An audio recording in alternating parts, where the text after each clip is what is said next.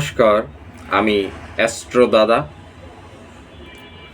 আজকে নিয়ে এসেছি আমি নতুন একটি পর্ব, নতুন একটি ভিডিও। আশা করি আপনারা ভিডিওটি না টেনেই দেখবেন। আজকের ভিডিওটা একটা বশীকরণ ভিডিও। আমি যখন থেকেই চ্যানেলটা খুলেছি, আমার ভক্তরা আমাকে বারবার ইমেল করছে, আমার ভিডিওর নিচে কমেন্ট করছে যে গুরুদেব একটা বশীকরণ বিদ্যা আমাদের শিখিয়ে দিন। আপনাদের অনুরোধেই আমি আপনাদের একটা বশীকরণ বিদ্যা শিখিয়ে দিচ্ছি, যেটা অত্যন্ত কার্যকর এবং বহু বছর পূর্বে অনেক পুরাতন একটি বশীকরণ বিদ্যা। বিদ্যাটি কখনো খারাপ কাজে ব্যবহার করবেন না, তাহলে উল্টো ফললাভ হতে পারে। আমি শুধু আপনাদের এই বিদ্যাটি সঠিকভাবে প্রয়োগের নিয়মটা শিখাবো। আপনারা অনেক রকম সমস্যার ভিতর কিন্তু থাকেন দর্শক বন্ধুরা, কিন্তু আপনারা সেই সমস্যার প্রতিকারটা জানেন না বলেই সমস্যাটা আপনার দীর্ঘমেয়াদী ফল লাভ করেন। সুতরাং আপনাদের কথা মাথায় রেখেই আমি এই ব্যাপারটি বলছি। তবে অনেকের জন্মকুণ্ডলিতে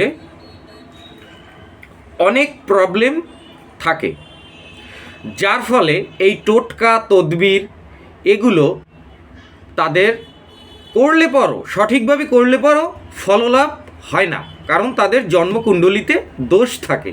যাদের জন্মকুণ্ডলিতে দোষ থাকে তারা কোনো টোটকা তদবির করলে তাদের সহসা হয় না, বা ফললাভ হয়েও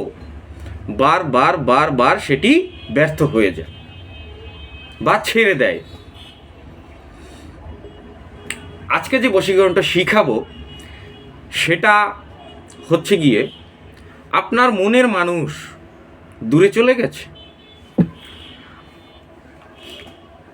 আপনার স্ত্রী আপনার সাথে রাগ করে দূরে চলে গেছে, আপনার অনেক বছরের দোকানের কাস্টমার ভুল বোঝাবুঝিতে আপনার দোকানে আর আসছে না, আপনার ছেলে অথবা মেয়ে রাগ করে বাড়ি থেকে চলে গেছে। আমার কথাগুলো মনোযোগ দিয়ে শুনবেন। শুধু এই সব কাজের জন্য এই টোটকাটা অত্যন্ত কার্যকরী। তো দর্শক বন্ধুরা, এই রকম যারা রাগ করে বাড়ি থেকে চলে যায় তাদের ফিরিয়ে আনার জন্যই শুধুমাত্র এই টোটকাটি। আপনাদের সদর দরজা, বাড়ির যে আপনার সদর দরজা বলতে বোঝায় যেখান থেকে আপনি বের হন, বাড়ির প্রধান সদর দরজা।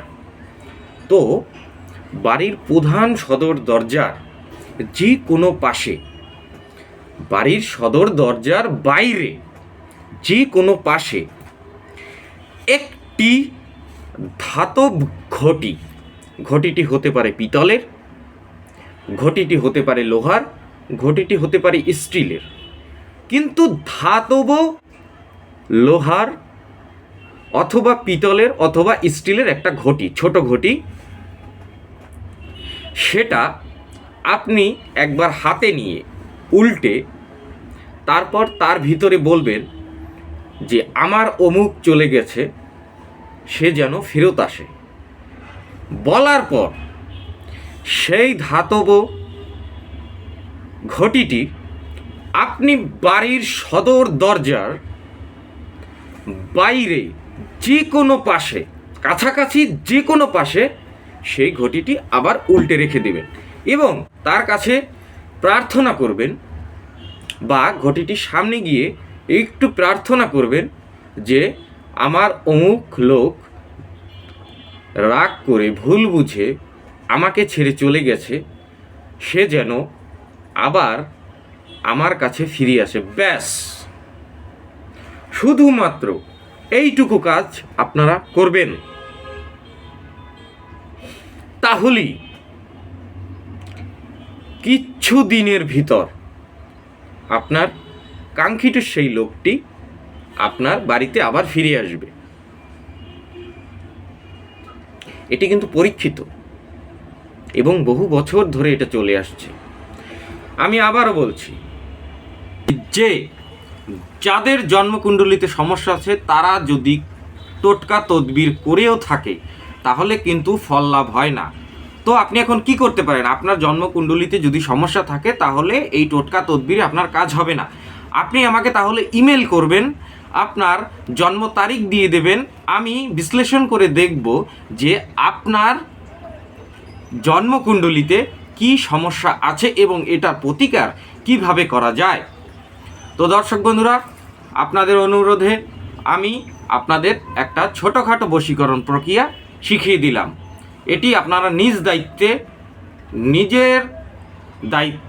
সম্পূর্ণ নিজের দায়িত্বে আপনারা করবেন এবং করার আগে আমার অনুমতি আপনাকে নিতেই হবে। সেজন্য আপনার কি করতে হবে? আমার কমেন্ট অপশনে গিয়ে আমাকে বলবেন যে গুরুদেব আমি অনুমতি চাই, আমি এই কাজটি করব, এই জন্য আপনার অনুমতি চাই। ব্যাস, তাহলেই আপনার এই কাজটি সম্পন্ন হবে এবং টোটকায় কাজ করবে। আমি যদি অনুমতি না দিই দর্শকবৃন্দরা, তাহলে আপনার এই টোটকা কাজ করবে না। সুতরাং কমেন্ট অপশনে গিয়ে আমার অনুমতি নিয়ে তারপর কাজটি করবেন। নমস্কার, অ্যাস্ট্রো দাদা আমি। আজকের পর্ব এখানেই সমাপ্ত। পরবর্তীতে আরও ভালো ভিডিও আসছে, সুতরাং অপেক্ষায় থাকুন এবং আমার চ্যানেল সাবস্ক্রাইব করুন, লাইক করুন, কমেন্ট করুন পরবর্তীতে কি ভিডিও চান। আজকের পর্ব এখানেই সমাপ্ত।